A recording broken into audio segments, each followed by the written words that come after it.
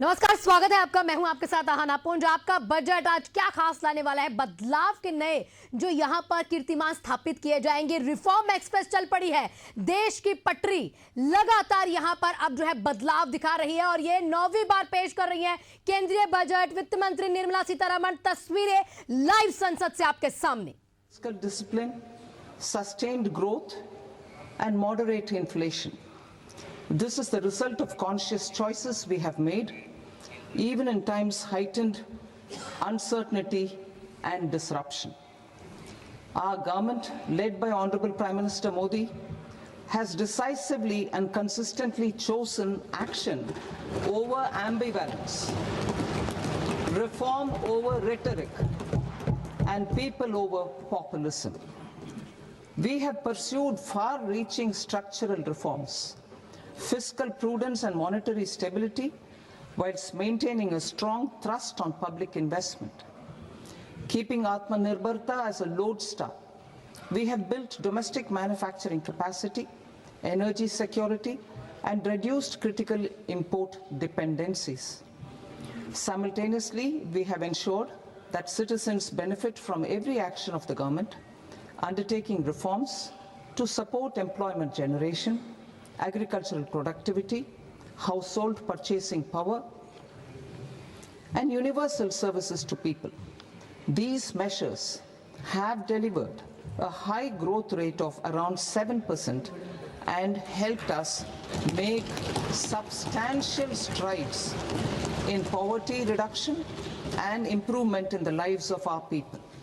Today, we face an external environment in which trade and multilateralism are imperiled and access to resources and supply chains are disrupted. New technologies are transforming production systems while sharply increasing demands on water, energy, and critical minerals. India will continue to take confident steps towards Vikasit Bharat, balancing ambition with inclusion.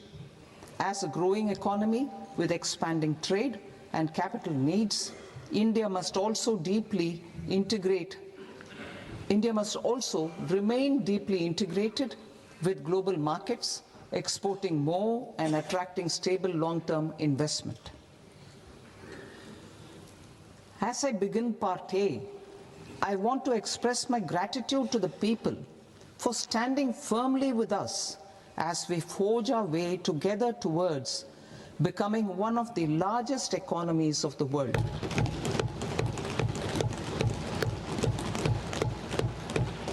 Our aim is to transform aspiration into achievement and potential into performance as we ensure that the dividends of growth reach every farmer, the scheduled caste, the scheduled tribes, the nomads, the youth, the poor, and the women. In Vikasit Bharat Young Leaders Dialogue 2026, several innovative ideas were shared with our Prime Minister, which have inspired many of the proposals, making this a unique Yuva Shakti-driven budget. Our government's sankalp is to focus on our poor, underprivileged, and the disadvantaged. To deliver on this sankalp, and given that this is the first budget prepared in Kartavya Bhavan, we are inspired by 3 Kartavya. Our first Kartavya is to accelerate and sustain economic growth by enhancing productivity and competitiveness and building resilience to volatile global dynamics. Our second Kartavya is to fulfill aspirations of our people and build their capacity, making them strong partners in India's path to prosperity. Our third Kartavya, aligned with our vision of Sabka Saath, Sabka Vikas, is to ensure that every family, community, region, and sector has access to resources, amenities, and opportunities for meaningful participation. This threefold approach requires a supportive ecosystem The first requirement is to sustain the momentum of structural reforms, continuous, adaptive, and forward-looking. Second, a robust and resilient financial sector is central to mobilizing savings, allocating capital efficiently, and managing risks. Third, cutting-edge technologies, including AI applications, can serve us as force multipliers for better governance. Reform Express. Our government has undertaken comprehensive reforms towards creating employment, boosting productivity, and accelerating growth. After the Prime Minister's announcement on Independence Day in 2025, over 350 reforms have been rolled out. This includes GST simplification, notification of labor codes, and rationalization of mandatory quality control orders. High-level committees have been formed, and in parallel, the central government is working with the state governments on deregulation and reducing compliance requirements. The Reform Express is well on its way and will maintain its momentum to help us fulfill our kartavya. I now move to specific proposals. Under our first kartavya, to accelerate and sustain economic growth, I propose interventions in 6 areas. 1. Scaling up manufacturing in 7 strategic and frontier sectors. 2. Rejuvenating legacy industrial sectors. 3. Creating champion MSMEs. 4. Delivering a powerful push for infrastructure. 5. Ensuring long-term security and stability. And 6. Developing city economic regions. Scaling up of manufacturing in 7 strategic and frontier sectors.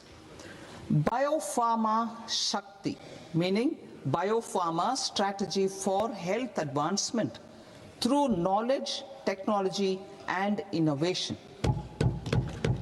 India's disease burden is observed to be shifting towards non-communicable diseases like diabetes, cancer, and autoimmune disorders. Biologic medicines are key to longevity and quality of life at affordable costs. To develop India as a global biopharma manufacturing hub,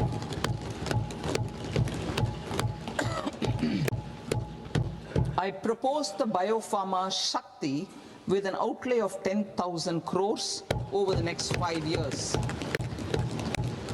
This will build the ecosystem for domestic production of biologics and biosimilars. The strategy will include a biopharma-focused network with 3 new national institutes of pharmaceutical education and research, popularly known as NIPERs, and upgrading 7 existing ones. It will also create a network of 1,000 accredited India clinical trials sites. We propose to strengthen the Central Drug Standard Control Organization to meet global standards and approve timeframes through and approval timeframes through a dedicated scientific review cadre and specialists. India's semiconductor mission 1.0 expanded India's semiconductor sector capabilities. Building on this, we will launch ISM 2.0 to produce equipment and materials, design full-stack Indian IP, and fortify supply chains. We will also focus on industry-led research and training centers to develop technology and skilled workforce. The Electronics Components Manufacturing Scheme, launched in April 2025, with an outlay of 22,919 crores, already has investment commitments at double the targets. We propose to increase the outlay to 40,000 crores to capitalize on this momentum.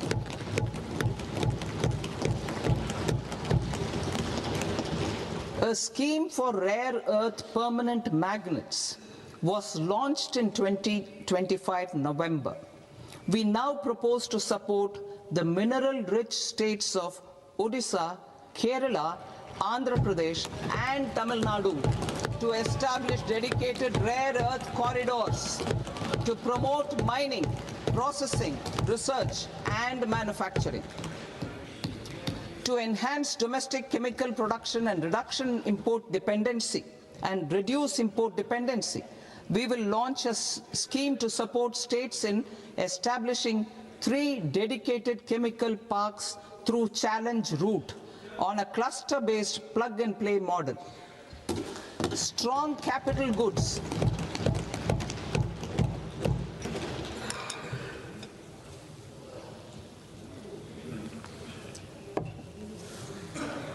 Strong capital goods capability is a determinant of productivity and quality across different sectors. Towards building this capacity, I propose the following. High-tech tool rooms will be established by central public sector enterprises at 2 locations as digitally enabled automated service bureaus that locally design, test and manufacture high-precision components at scale and at lower cost. 2. A scheme for enhancement of construction and infrastructure equipments will be introduced to strengthen domestic manufacturing of high value and technologically advanced CIE. This can range from lifts in a multi-storied apartment or firefighting equipment in multiplexes, large or small, and to tunnel boring equipments for building metros and high-altitude roads. I also propose a scheme for container manufacturing to create a globally competitive container manufacturing ecosystem with a budgetary allocation of 10,000 crores over a 5-year period. For the labor-intensive textile sector, I propose an integrated program with 5 subparts. 1. The National Fiber Scheme for Self-Reliance in Natural Fibers, such as silk, wool and jute, man-made fibers, and new age fibers. Textile expansion and employment scheme to modernize traditional clusters with capital support for machinery, technology upgradation, and common testing and certification centers. 3. The National Handloom and Handicraft Program to integrate and strengthen existing schemes and ensure targeted support for weavers and artisans. Tex Eco Initiative to promote globally competitive and sustainable textiles and apparels. Samarth 2.0 to modernize the upgrade the textile skilling ecosystem through collaboration with industry and academic institutions. Further, I propose to set up mega textile parks in challenge mode. They can also focus on bringing value addition to technical textiles. I propose to launch the Mahatma Gandhi Gram Swaraj initiative to strengthen khadi, handloom and handicrafts. This will help in global market linkage and branding. It will streamline and support training, skilling, quality of process and production. This will benefit our weavers, village industries, one district, one product ODOP initiative, and also our rural youth. India has the potential to emerge as a global hub for high quality, affordable sports goods. I propose a dedicated initiative for sports goods that will promote manufacturing, research, and innovation in equipment design as well as material sciences. Rejuvenation of legacy industrial clusters. I propose to introduce a scheme to revive 200 legacy industrial clusters to improve their cost competitiveness and efficiency through infrastructure and technology upgradation. Creating champion SMEs and supporting micro enterprises. Recognizing MSMEs as a vital engine of growth, I propose a three-pronged approach to help them grow as champions. Equity support. I propose to introduce a dedicated 10,000 crores SME growth fund to create future champions, incentivizing enterprises based on select criteria. I also propose to top up the Self-Reliant India Fund set up in 2021 with 2,000 crores to continue support to micro enterprises and maintain their access to risk capital. Liquidity support. With TREDS, more than 7 lakh crore has been made available to MSMEs. To leverage its full potential, I propose 4 measures. 1. Mandate TREDS as the transaction settlement platform for all purchases from MSMEs by CPSEs, serving as a benchmark for other corporates. 2. Introduce a credit guarantee support mechanism through CGT-MSE for invoice discounting on TREDS platform. 3. Link GEM with TREDS for sharing information with financiers about government purchases from MSMEs, encouraging cheaper and quicker financing. 4. Introduce TREDS receivables as asset-backed securities, helping develop a secondary market, enhancing liquidity and settlement of transactions. Professional support. Government will facilitate professional institutions such as the ICAI, ICSI, ICMAI to design short-term modular courses and practical tools to develop a cadre of corporate mitras, especially in Tier 2 and Tier 3 towns. These accredited para-professionals will help MSMEs meet compliance requirements at affordable costs. Infrastructure. During this past decade, our government has undertaken several initiatives for large-scale enhancement of public infrastructure, including through new financing instruments such as Infrastructure Investment Trust (InvITs) and Real Estate Investment Trust (REITs), and institutions like NIIF and NABFID. We shall continue to focus on developing infrastructure in cities with over 5 lakh population, that is Tier 2, Tier 3 cities, which have expanded to become growth centers. Public capital expenditure has increased manifold from 2 lakh crore in 2014-15 to an allocation of 11.2 lakh crore in BE 25-26. In this coming year, that is financial year 2026-27, I propose to increase it to 12.2 lakh crores to continue the momentum. To strengthen the confidence of private developers regarding risks during infrastructure development and construction phase, I propose to set up an infrastructure risk guarantee fund to provide prudentially calibrated partial credit guarantee to lenders. Over the years, REITs have emerged as a successful instrument for asset monetization. I propose to accelerate recycling of significant real estate assets of the CPSEs through the setting up of dedicated REITs. To promote environmentally sustainable movement of cargo, I propose to 1. Establish new dedicated freight corridors connecting Dankuni in the east to Surat in the west. Operationalize 20 new national waterways over the next 5 years. Starting with National Waterways 5 in Orissa to connect mineral-rich areas of Talcher and Angul and industrial centers like Kalinga Nagar to the ports of Paradeep and Dhamra. Training institutes will be set up as regional centers of excellence for development of required manpower for these waterways.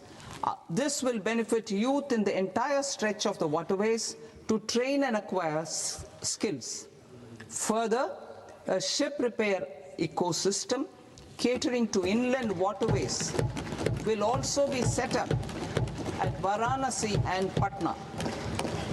And C, launch a coastal cargo promotion scheme for incentivizing a modal shift from rail to road to increase the share of inland waterways and coastal shipping from 6% to 12% by 2047.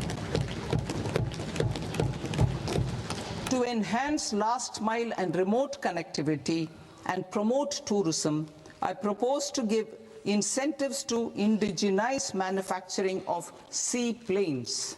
A seaplane VGF scheme will be also introduced to provide support for operations. Carbon capture, utilization and storage. Aligning with the roadmap launched in December 2025, the carbon capture,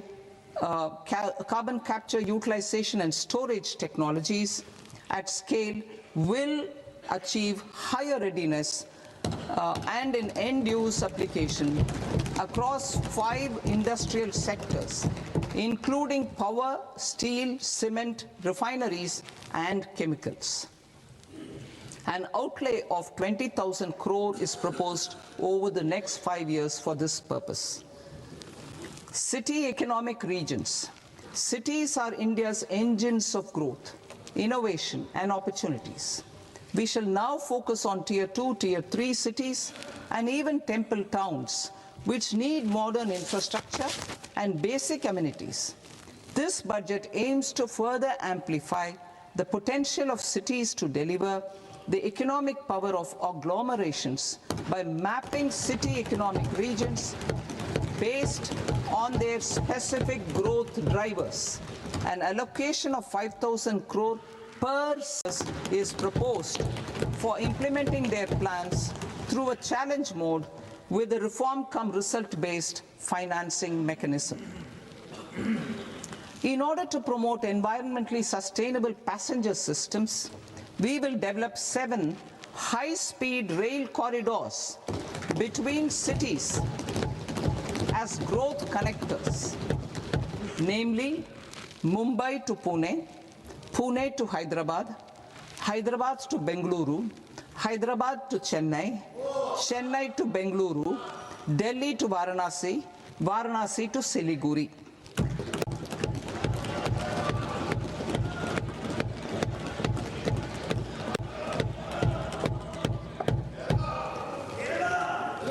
Financial sector.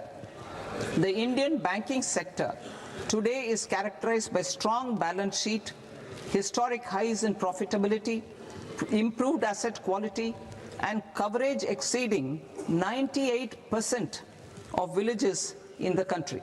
At this juncture, we are well placed to futuristically evaluate the measures needed to continue on the path of reform-led growth of this sector.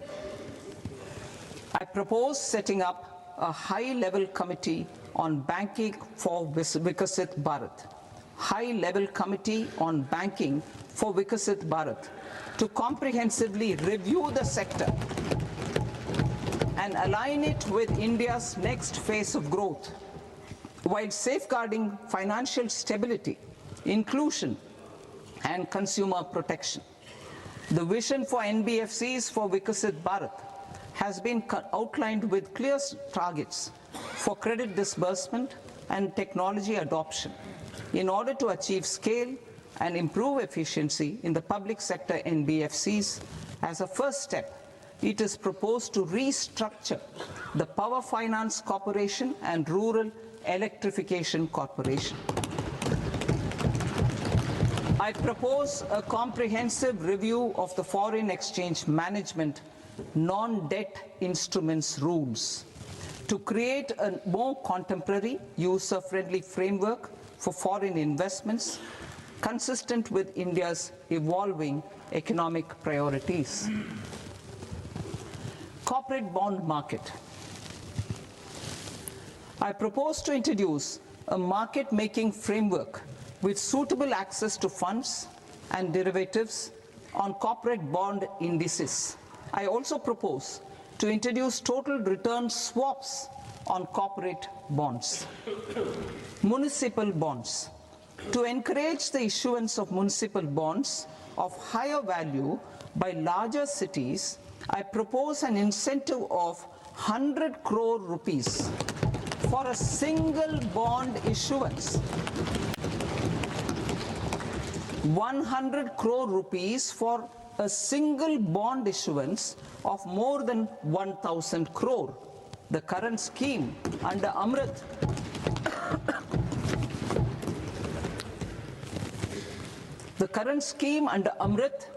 which incentivizes issuances up to 200 crores only, will also continue to support smaller and medium towns.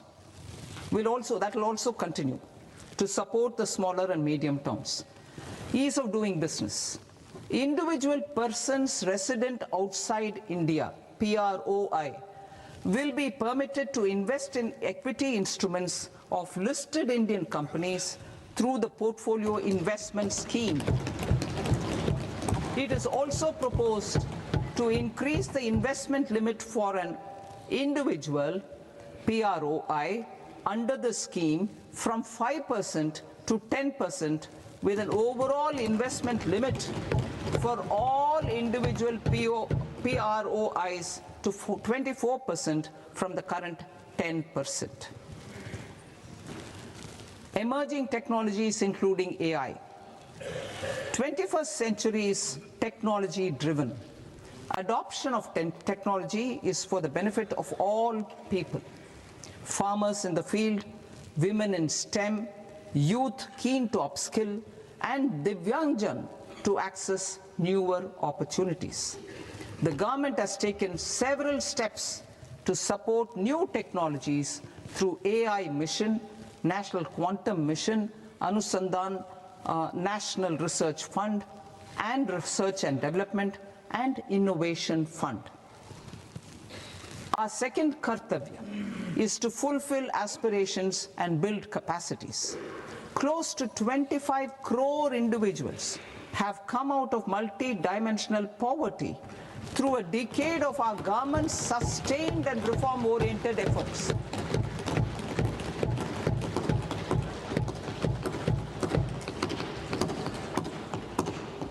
Our government has therefore decided to place a renewed emphasis on the service sector to provide a pathway to fulfilling aspirations of a youthful India with the following measures.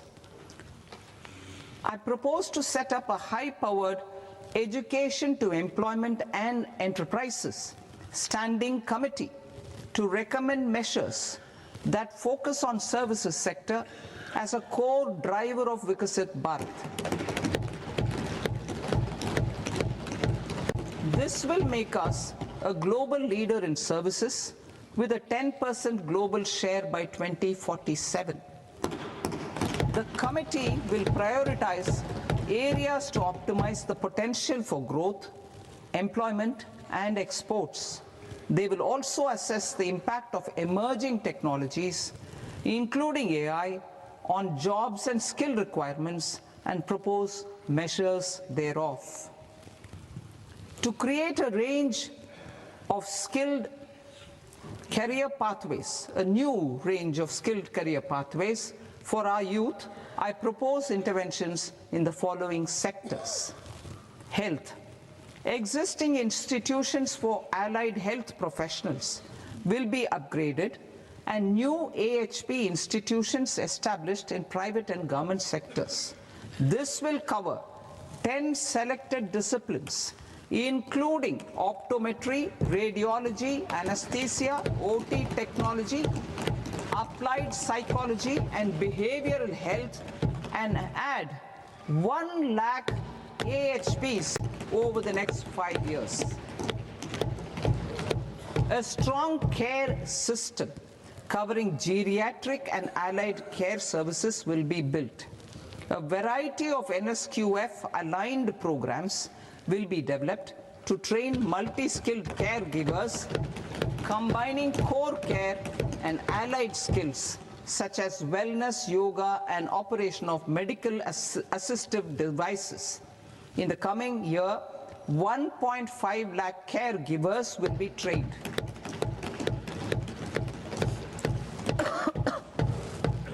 Hubs for medical value tourism.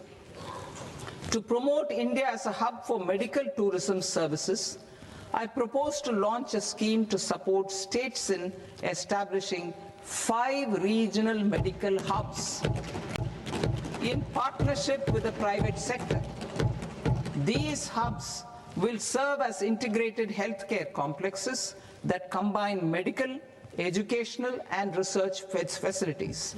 They will have Ayush centers, medical value tourism facilitation centers, and infrastructure for diagnostics, post-care, and rehabilitation. These hubs will provide diverse opportunities, job opportunities for health professionals, including doctors and AHPs.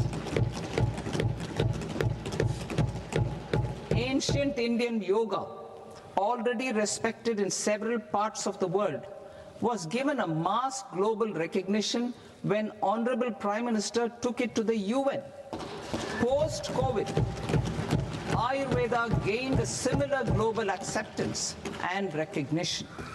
Exporting quality Ayurveda products helps farmers who grow the herbs and youth who process the products.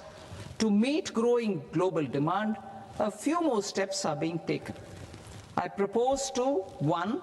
Set up 3 new All India Institutes of Ayurveda. 2. Upgrade Ayush pharmacies and drug testing labs for higher standards of certification ecosystem and make available more skilled personnel. 3. Upgrade the WHO Global Traditional Medicine Center in Jamnagar to bolster evidence-based research, training, and awareness for traditional medicine. Animal husbandry. Livestock contributes to close to 16% of farm income, including of poor and marginal households. To scale up availability of veterinary professionals by more than 20,000, I propose to roll out a loan-linked capital subsidy support scheme for establishment of veterinary and para-veterinary colleges, veterinary hospitals, diagnostic laboratories, and breeding facilities in private sector. Collaboration between Indian and foreign institutions will also be facilitated. Orange economy. India's animation, visual effects, gaming and comics sector, AVGC sector, is a growing industry projected to require 2 million professionals by 2030. I propose to support the Indian Institute of Creative Technologies, Mumbai, in setting up AVGC content creator labs in 15,000 secondary schools all over the country and 500 colleges. The Indian design industry is expanding rapidly, and yet there is a shortage of Indian designers. I propose to establish, through Challenge Route, a new National Institute of Design to boost design education and development in the eastern region of India. Education. Our government will support states through challenge route in creating 5 university townships in the vicinity of major industrial and logistics corridors. These planned academic zones will host multiple universities, colleges, and research institutions, skill centers, and residential complexes. In higher education, STEM institutions, prolonged hours of study and laboratory work pose some challenges for girl students. Through VGF, Viability Gap Funding and capital support, one girls' hostel will be established in every district.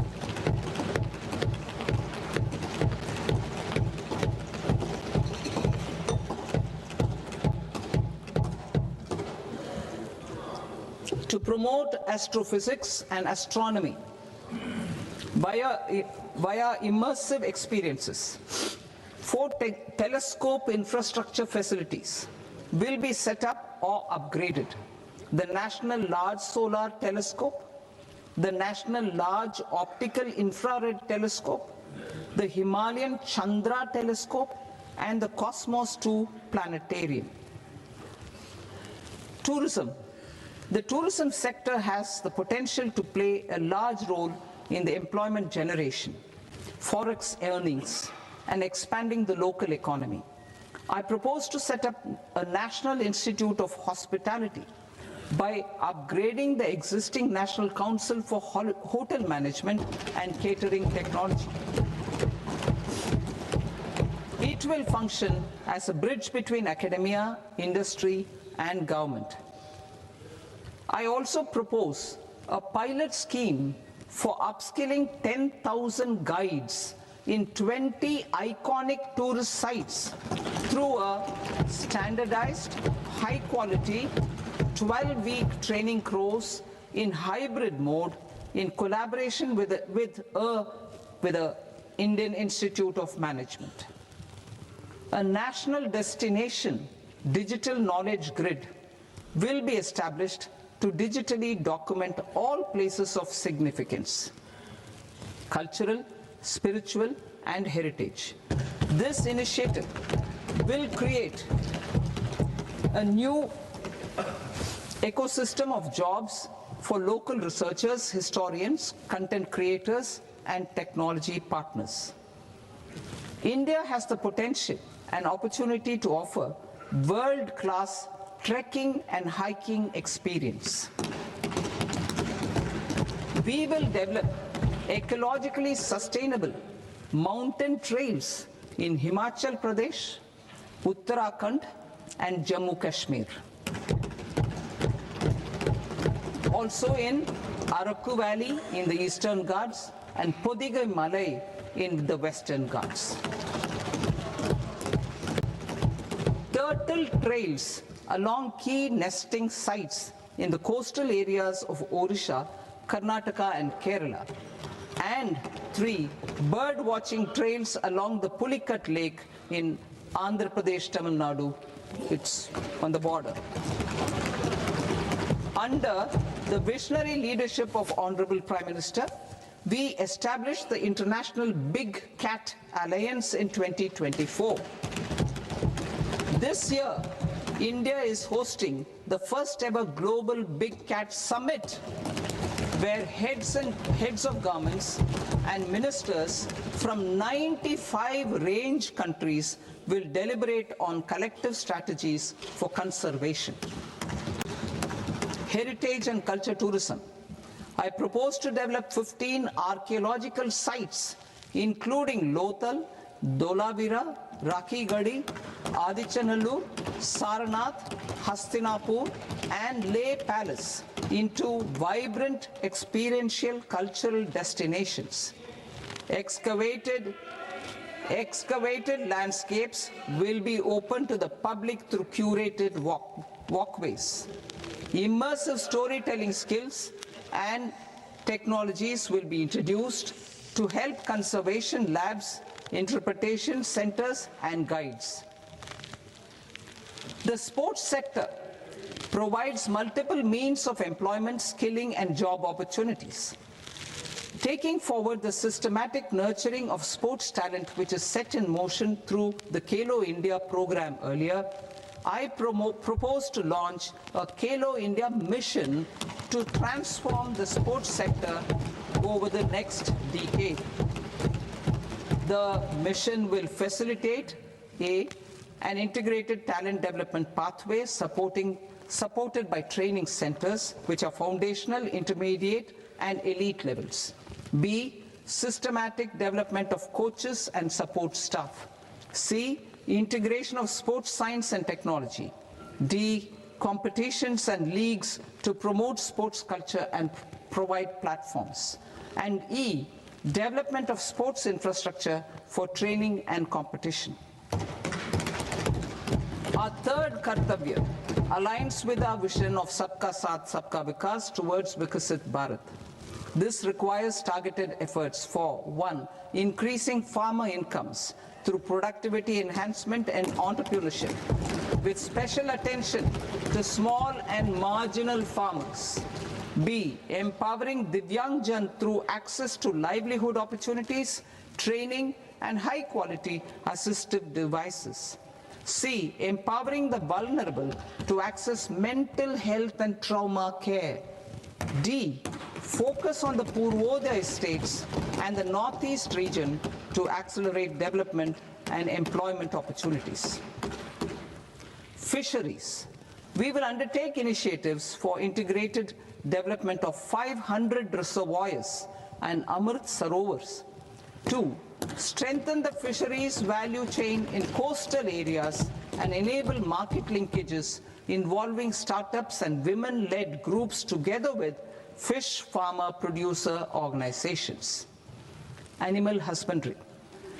To provide quality employment opportunities in rural and peri-urban areas, we will support the animal husbandry sector in entrepreneurship development through A. A credit-linked subsidy program, B. Scaling up and modernization of livestock enterprises, C. Enhanced creation of livestock, dairy, and poultry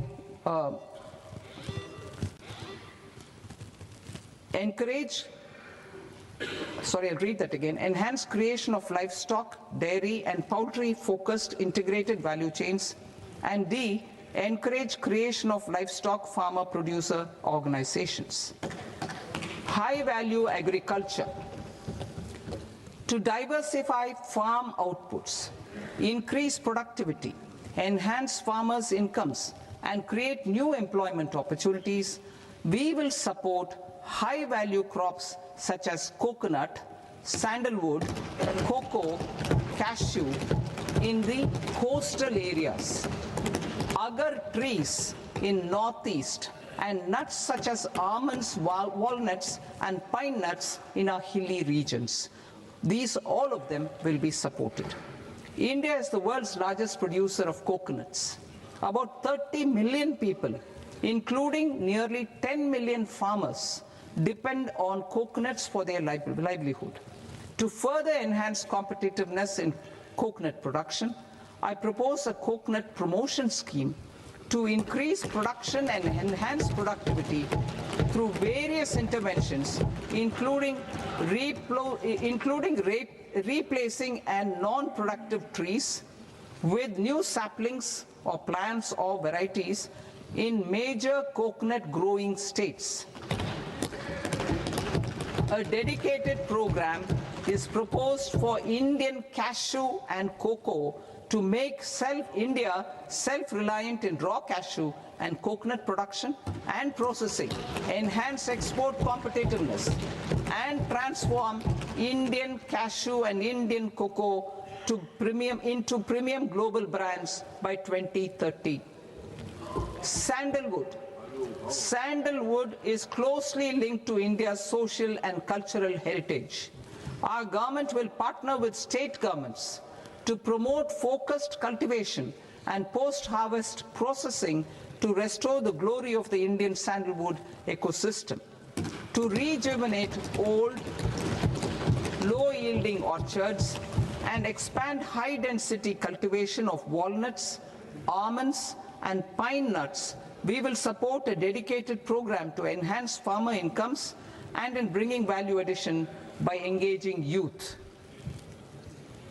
Bharat Vistar, that is virtually integrated system to access agricultural resources. I propose to launch Bharat Vistar, a multilingual AI tool that shall integrate the AgriStack portals and the ICAR package on agricultural practices with AI systems. This will enhance farm productivity, enable better decisions for farmers, and reduce risk by providing customized advisory support. She Marts for rural women-led enterprises. Building on the success of Lakpati Didi program, I propose to help women take the next step from credit-linked livelihoods to being owners of enterprises. Self-help entrepreneur, She Marts will be set up as community-owned retail outlets within the cluster-level federations through enhanced and innovative financing instruments. Empowering Divyangjan. Divyangjan Kaushal Yojana. Information technology, AVGC sectors, hospitality and food and beverages sectors often offer task-oriented and process-driven roles which are suitable for Divyangjan. We will ensure dignified livelihood opportunities through industry-relevant and customized training specific to each Divyangjan group. Divyang Sahara Yojana. Timely access to high-quality assistive devices for all eligible Divyangjan is a fundamental need. I propose to 1. Support the Artificial Limbs Manufacturing Corporation of India, Alimco, to set up and to scale up production of assistive devices, invest in R&D and AI integration, strengthen PM Divyasha Kendras, and support setting up of assistive technology marts as modern retail style centers where Divyangjan and senior citizens can see, try and purchase assistive products. Reaffirming our commitment to mental health and trauma care. There are no national institutes for mental health care in North India. We will therefore set up a NIMHANS 2 and also upgrade national mental health institutes in Ranchi and in Tezpur as regional apex institutions. Emergencies expose families, particularly the poor and vulnerable, to unexpected expenditure. We will strengthen and increase these capacities by 50% in district hospitals by establishing emergency and trauma care centers. Focus on Purvodaya states and northeastern regions. Purvodaya. I propose the development of an integrated East Coast industrial corridor with a well-connected node at Durgapur, creation of 5 tourism destinations in 5 Purvodaya states, and the provision of 4,000 e-buses. Buddhist sites in northeastern region. The northeastern region is a civilizational confluence of Theravada and Mahayana or Vajrayana traditions. I propose to launch a scheme for development of Buddhist circuits in Arunachal Pradesh, Sikkim, Assam, Manipur, Mizoram, and Tripura. The scheme will cover preservation of temples and monasteries, pilgrimage interpretation centers, connectivity, and pilgrim amenities. 16th Finance Commission. On 17th November 2025, the 16th Finance Commission submitted its report to the President. As mandated under Article 281 of the Constitution, The government is to lay the report along with the explanatory memorandum on the action taken report on the recommendations of the Commission in Parliament, which, Sir, Honourable Speaker, you've allowed me to do at the commencement of this session. The government has accepted the recommendation of the Commission to retain the vertical share of devolution at 41%. As recommended by the Commission, I have provided 1.4 lakh crores of rupees to the states for the year 2026-2027 as Finance Commission grants. These include rural and urban local body and disaster management grants. Fiscal consolidation. Government has been delivering on our fiscal commitments consistently without compromising on social needs. To strive towards accepted standards of fiscal management in Budget 25-26, I had indicated that the central government would target reaching a debt to GDP ratio of 50 plus or minus 1% by 2030-31.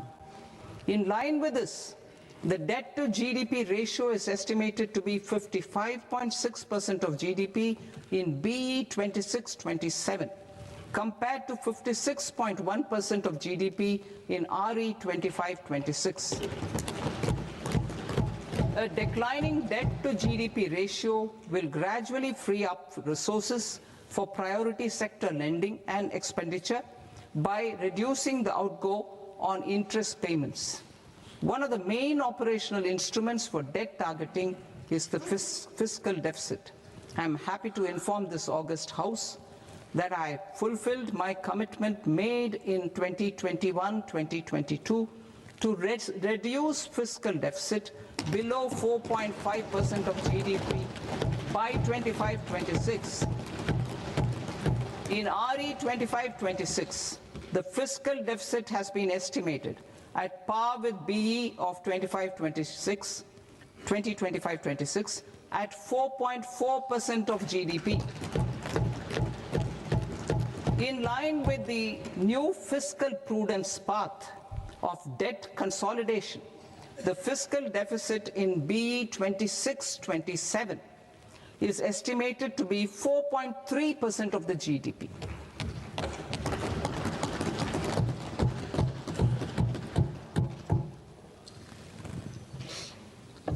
The revised estimates of the non-debt receipts are 34 lakh crore rupees, of which the receipts are 26.7 lakh crore. The revised estimate of the total expenditure is 49.6 lakh crore rupees, of which the capital expenditure is about 11 lakh crores. Budget estimates 2026 to 2027. Coming to 26-27, the non-debt receipts and the total expenditure are estimated as 36.5 lakh crore and 53.5 lakh crore respectively. The centre's net tax receipts are estimated at 28.7 lakh crore rupees. To finance the fiscal deficit, the net market borrowings from dated securities are estimated at 11.7 lakh crore rupees. The balance financing is expected to come from small savings and other sources. The gross market borrowings are estimated at 17.2 lakh crore rupees. I'll now move to Part B. Part B, direct taxes.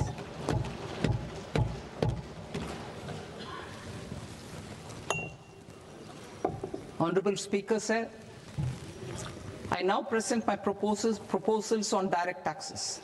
New Income Tax Act. In July 2024, I announced a comprehensive review of the Income Tax Act 1961. This was completed in a record time, and the Income Tax Act 2025 will come into effect from 1st April 2026. The simplified income tax rules and forms will be notified shortly, giving adequate time to taxpayers to acquaint themselves with its requirements. The forms have been redesigned such that ordinary citizens can comply without difficulty. Ease of living. I propose that any interest awarded by the Motor Accident Claims Tribunal to a natural person will be exempt from income tax, and any TDS on this account will be done away with.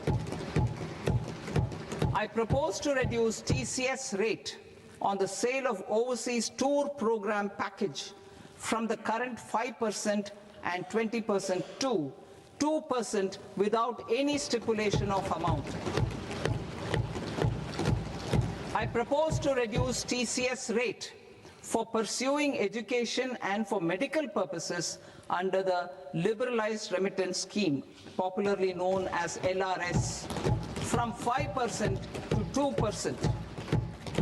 Supply of manpower services is proposed to be specifically brought within the ambit of payment to contractors for the purpose of TDS to avoid ambiguity.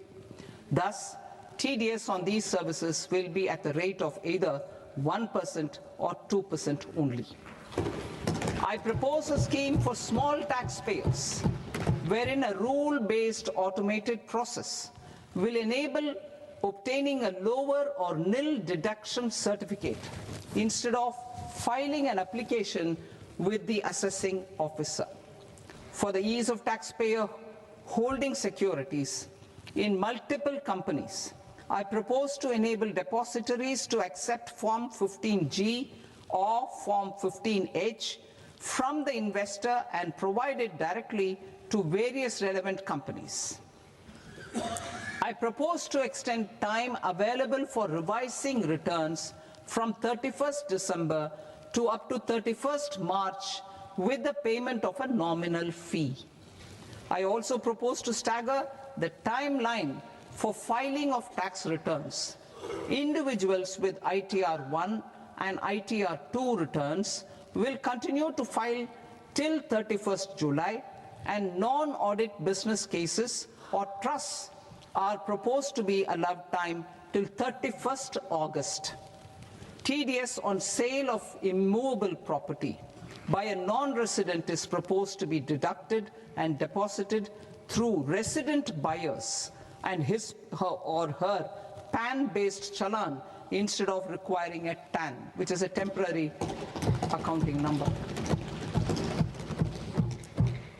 To address practical issues of small taxpayers like students, young professionals, tech employees, relocated NRIs, and such others, I propose to introduce a one-time 6-month foreign asset disclosure scheme for these taxpayers to disclose income or assets below a certain size.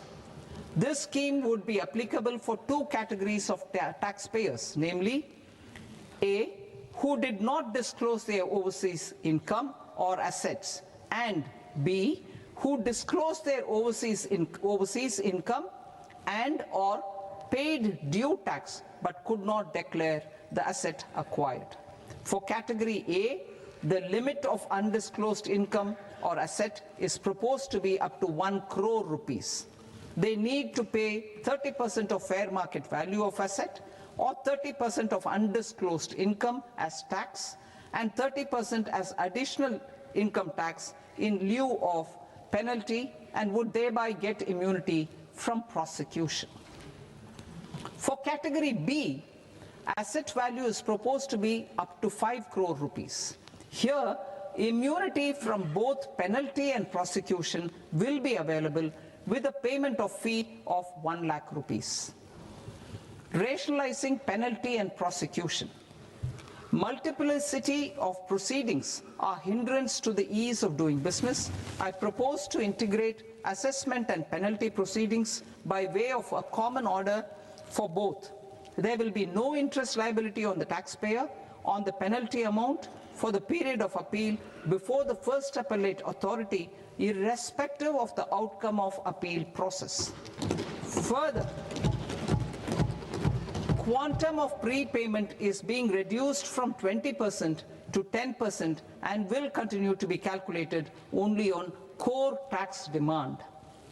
As an additional measure for reducing litigation, I propose to allow taxpayers to update their returns even after reassessment proceedings have been initiated, and an additional 10% tax rate over and above the rate applicable for the relevant year. The assessing officer will then use only this updated return in his proceedings.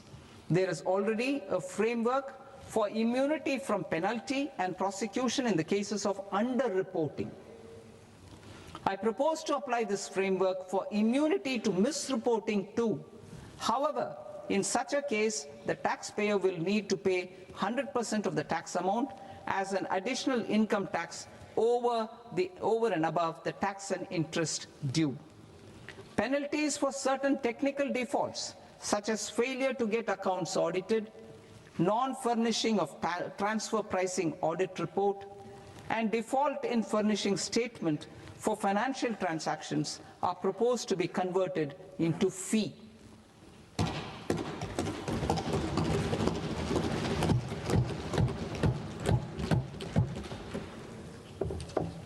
I propose to rationalize prosecution framework under Income Tax Act while maintaining a careful balance for deterrence in some serious offence.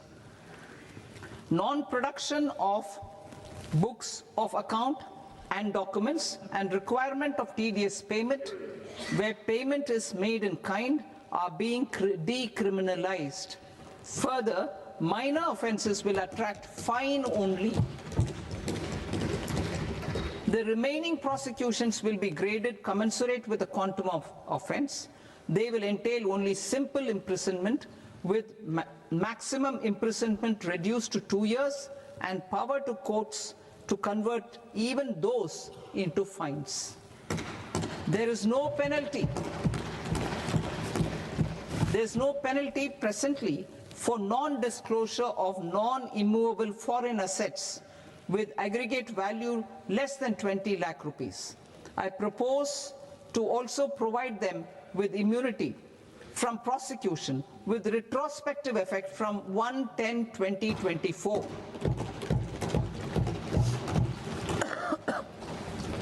Cooperatives. Deduction is already allowed to a primary cooperative society engaged in supplying milk, oilseeds, fruits or vegetables raised or grown by its members. I propose to extend this deduction to also include supply of cattle feed and cotton seed produced by its members. I propose to allow inter-cooperative society dividend income as deduction under the new tax regime to the extent it is further distributed to its members. I further propose to allow exemption for a period of 3 years to dividend income received by a notified national cooperative federation on their investments made in companies up to 31/1/2026. This exemption would be allowed only for dividends further distributed to its member cooperatives. Supporting IT sector as India's growth engine. India is a global leader in software development services, IT-enabled services, knowledge process outsourcing services, and contract R&D services relating to software development. These businesses and their segments are quite interconnected with each other.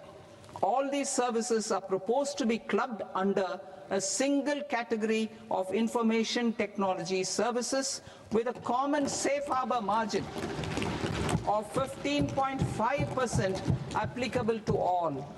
The threshold for availing safe harbor for IT services is being enhanced substantially from 300 crore rupees to 2,000 crore rupees. Safe harbor for IT services shall be approved by an automated rule-driven process without any need for tax officer to examine and accept the application. Once applied by an IT services company, the same safe harbor can be continued for a period of 5 years at a stretch at its choice. For IT services companies who want to conclude advanced pricing agreement, APA, I propose to fast-track unilateral APA process for IT services and endeavor to conclude it within a period of 2 years. The period of 2 years can be extended by a further period of 6 months on taxpayers' request. I propose to extend the facility of modified returns available to the entity entering APA to its associated entities also. Attracting global business and investment. Recognizing the need to enable critical infrastructure and boost investment in data centers, I propose to provide tax holiday till 2047 to any foreign company that provides cloud services to customers globally by using data center services from India. It will, however, need to provide services to Indian customers through an Indian reseller entity. I also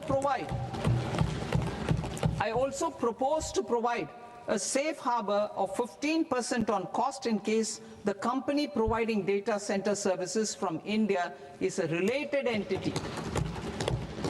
To harness the efficiency of just-in-time logistics for electronic manufacturing, I propose to provide safe harbor to non-residents for component warehousing in a bonded warehouse at a profit margin of 2% of the invoice value. The resultant tax of about 0.7% will be much lower than in competing jurisdictions. To provide fillip to toll manufacturing in India, I propose to provide exemption from income tax for 5 years to any non-resident who provides capital goods, equipment, or tooling to any toll manufacturer in a bonded zone. To encourage vast pool of global talent to work in India for a longer period of time, I propose to provide exemption to global, non-India sourced income of a non-resident expert for a stay period of 5 years under notified schemes. I propose to provide exemption from minimum alternate tax, the MAT, to all non-residents who pay tax on presumptive basis. Tax administration.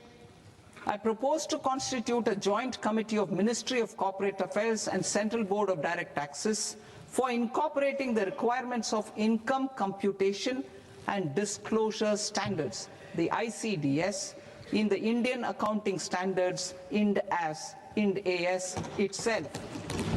Separate accounting requirement based on ICDS will be done away with from the tax year 27-28. To support Prime Minister Modi's vision of homegrown accounting and advisory firms to become global leaders, I propose to rationalize the definition of accountant for the purposes of safe harbor rules. Other tax proposals.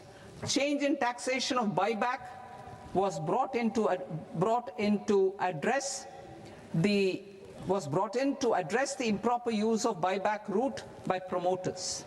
In the interest of minority shareholders, I propose to tax buyback for all types of shareholders as capital gains. However, to disincentivize misuse of tax arbitrage, promoters will pay an additional buyback tax. This will make effective tax 22% for corporate promoters. For non-corporate promoters, the effective tax will be 30%.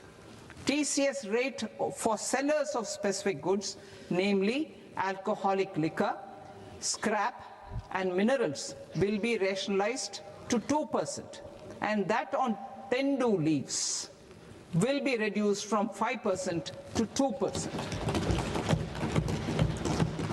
I propose to raise the STT on futures to 0.05% from the present 0.02%.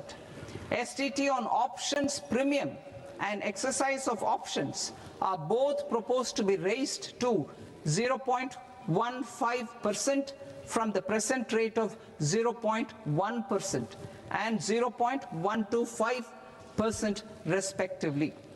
We reformed the taxation landscape for corporates in 2019 by providing them a simplified regime with lower tax rate so that they could productively focus on business rather than on claim of deductions and exemptions. To encourage companies to shift to the new regime, set-off of brought forward MAT credit, minimum alternate tax credit, is proposed to be allowed to companies only in the new regime. Set-off using available MAT credit is proposed to be allowed to an extent of 1/4 of the tax liability in the new regime. MAT is proposed to be made final tax, so there will be no further credit accumulation from 1st April 2026. In line with this change, the rate of final tax is being reduced to 14% from the current MAT rate of 15%. The brought forward MAT credit of taxpayers accumulated till 30th March 2026 will continue to be available to them for set-off as above. Indirect taxes. I shall now take up proposals related to indirect taxes. My proposals for customs and central excise aim to further simplify the tariff structure, support domestic manufacturing, promote export competitiveness, and correct inversion in duty. To continue weeding out long-continuing customs duty exemptions, I propose to remove certain exemptions on items which are being manufactured in India or where the imports are negligible. Similarly, to further simplify the process of ascertaining the rate of duty applicable on a particular item, I propose to incorporate certain effective rates in various customs notifications to the tariff schedule itself. I shall now take up sector-specific proposals. Promotion of exports of marine, leather, and textile products. I propose to increase the limit for duty-free imports of specified inputs used for processing seafoods for export from the current 1% to 3% of FOB value of the previous year's export turnover. I also propose to allow duty-free imports of specified inputs, which is currently available for exports of leather or synthetic footwear, to exports of shoe uppers as well. I propose to extend the time period for export of final product from the existing 6 months to 1 year for exporters of leather or textile garments, leather or synthetic footwear, and other leather products. Energy transition and security. I propose to extend the basic customs duty exemption given to capital goods used for manufacturing lithium-ion cells for batteries to those used for manufacturing lithium-ion cells for battery energy storage systems also. I propose to exempt basic customs duty on import of sodium antimonate for use in manufacture of solar glass. Nuclear power. I propose to extend the existing basic customs duty exemption on imports of goods required for nuclear power projects till the year 2035 and expand it for all nuclear plants irrespective of their capacity. Critical minerals. It is proposed to provide basic customs duty exemption to the import of capital goods required for the processing of critical minerals in India. Biogas blended CNG. I propose to exclude the entire value of biogas while calculating the central excise duty payable on biogas blended CNG. Civil and defense aviation. I propose to exempt basic customs duty on components and parts required for the manufacture of civilian training and other aircrafts. It is proposed to exempt basic customs duty on raw materials imported for the manufacture of parts of aircraft to be used in maintenance, repair, or overall requirements by units in the defense sector. Electronics. To deepen value addition in the consumer electronics sector, I propose to exempt basic customs duty on specified parts used in the manufacture of microwave ovens. Special economic zone. To address the concerns arising about utilization of capacity by manufacturing units in the special economic zones due to global trade disruptions, I propose as a special one-time measure to facilitate sales by eligible manufacturing units in SEZs to the domestic tariff area at concessional rates of duty. The quantity of such sales will be limited to a prescribed proportion of their exports. Necessary regulatory changes will be undertaken to operationalize the measures while ensuring level playing field for the units working in the DTA. Ease of living. To rationalize the customs duty structure for goods imported for personal use, I propose to reduce the tariff rate on all dutiable goods imported for personal use from 20% to 10%. To provide relief to patients, particularly those suffering from cancer, I propose to exempt basic customs duty on 17 drugs or medicines. I propose also to add 7 more rare diseases for the purposes of exempting import duties on personal imports of drugs, medicines, and food for special medical purposes used in their treatment. Customs process.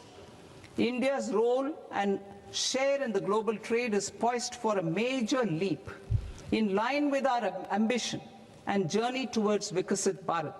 In this regard, I propose many measures for custom processes to have minimal intervention for smoother and faster movement of goods and greater certainty to the trade. Trust-based systems. I propose to enhance duty deferral period for Tier 2 and Tier 3 authorized economic operators, known as AEOs, from 15 days to 30 days.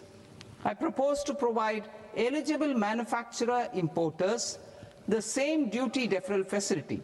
This should encourage them to get themselves accredited as a full-fledged Tier 3 AEO in due course. To provide greater certainty and for better business planning, I propose to extend validity period of advance ruling binding on customs from the present 3 years to 5 years. In the spirit of the whole of government approach,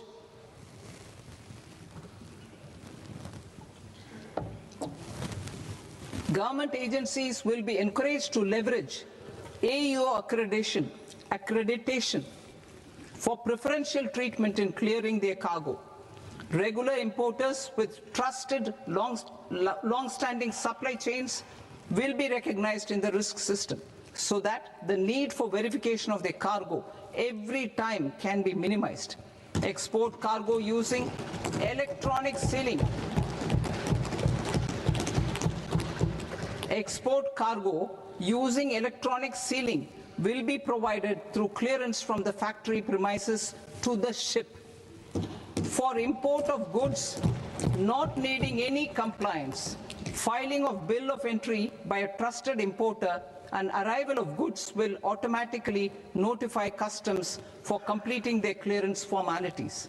This will enable goods to be released immediately on arrival.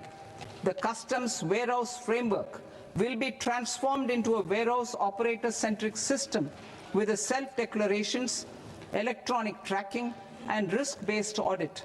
These reforms will move away from the current system of officer-dependent approvals and reduce transaction delays and compliance costs.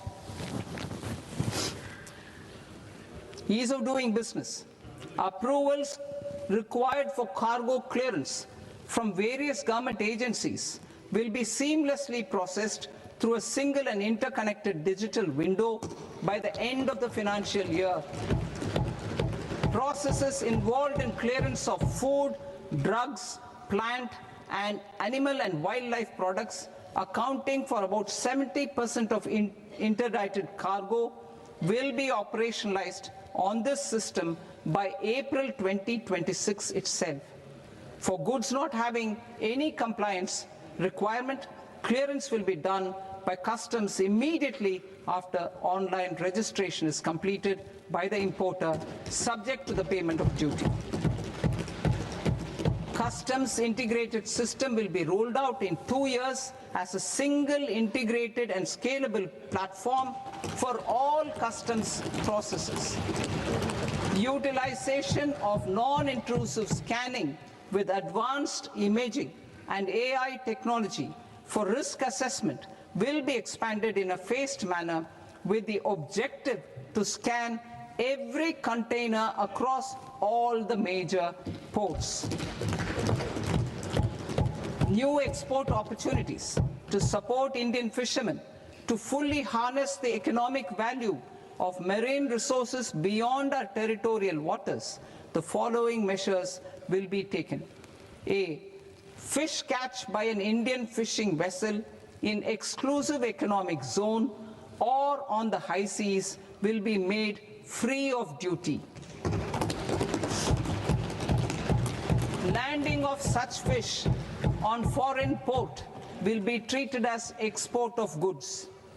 Safeguards will be put in place to prevent misuse during fish catch, transit, or transshipment. To support aspirations of India's small businesses, artisans, and startups to access global markets through e-commerce, I am pleased to announce complete removal of the current value cap of 10 lakh rupees per consignment on courier exports. In addition, handling of rejected and returned consignments will be improved with effective use of technology for identifying such consignments. I propose to revise provisions governing baggage clearance during international travel to address genuine concerns of passengers. The revised rules will enhance duty-free allowances in line with the present-day travel realities and provide clarity brought in or taken out. There are honest taxpayers who are willing to settle disputes by paying all their dues, but they get deterred due to negative connotation associated with penalty. They will now be able to close cases by paying an additional amount in lieu of penalty. Honorable Speaker, sir, with this, I commend the budget to this august House. Jai Hind.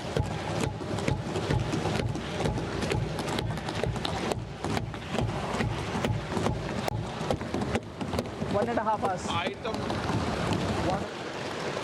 Item number 3 माननीय वित्त मंत्री जी।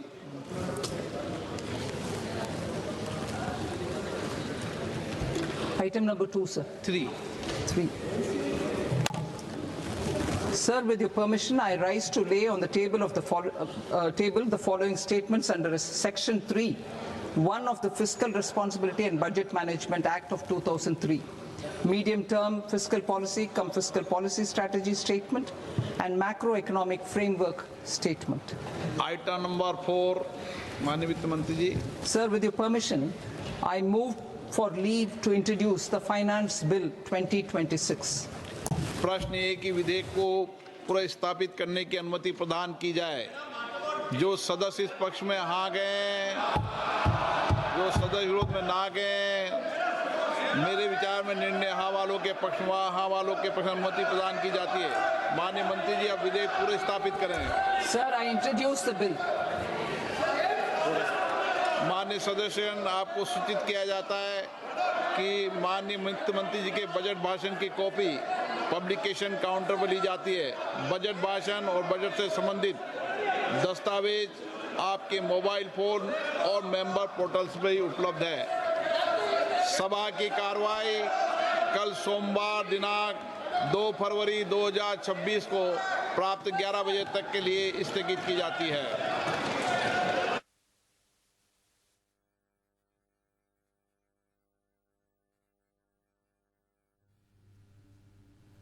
तो कल के लिए सदन को स्थगित कर दिया गया है। आपको बता दें, वित्त मंत्री सीतारमण ने आज अपना नवा बजट जो है संसद के पटल पर रखा और इस दौरान आपको बता दें कि वित्त मंत्री ने FY 2027 में राजकोषीय घाटा GDP का 4.3% रहने का अनुमान लगाया है। वित्त मंत्री ने कैंसर की 17 दवाएं सस्ती, बैटरी विमानों का ईंधन सस्ता होगा, सरकार का जो कस्टम ड्यूटी कम करने का उन्होंने ये ऐलान किया है।